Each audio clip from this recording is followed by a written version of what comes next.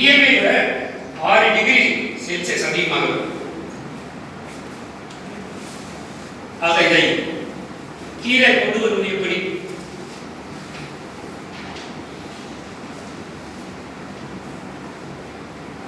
அதற்கடுத்து மழை பெய்தது. மழையில் என்ன மாற்றங்கள் ஏற்படும் இந்த காலப்பருவ நிலையால்?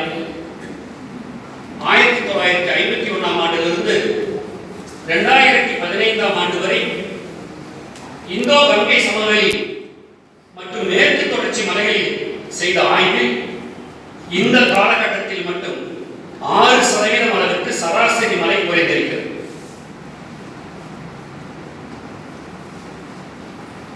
6% அளவிற்கு சராசரி மழை கடந்த 50 ஆண்டுகளிலே குறைந்திருக்கிறது. குறிப்பாக ஜூன் முதல் செப்டம்பர் வரையிலான கோடை காலத்தில் தான் இதனுடைய அளவு மிகவும் குறைவாக இருக்கிறது. வெப்பமண்டலத்தில் ஏற்படும் கதிர்வீச்சுகள் பூமியின் வடக்கு அரைக்கோள பகுதியை அதிகமாக பாதிக்கும். அதாவது பூமத்திய ரேகை.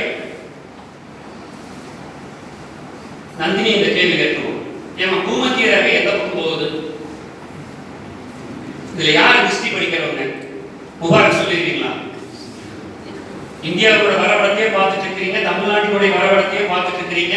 எந்த மாவட்டத்துல எதை பிடிக்கலாம்னு சொல்லி பூமத்திய ரேகை எங்க போகுதுன்னு கேட்டா சொல்ல மாட்டேங்கிறீங்க. யாருக்கு தெரியும் பூமத்திய ரேகை?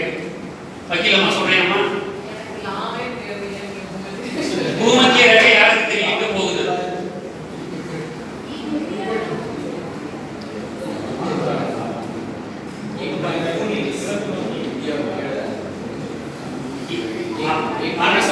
இந்தியாவுக்கு கீழே பூமத்திய ரேகை போகிறது.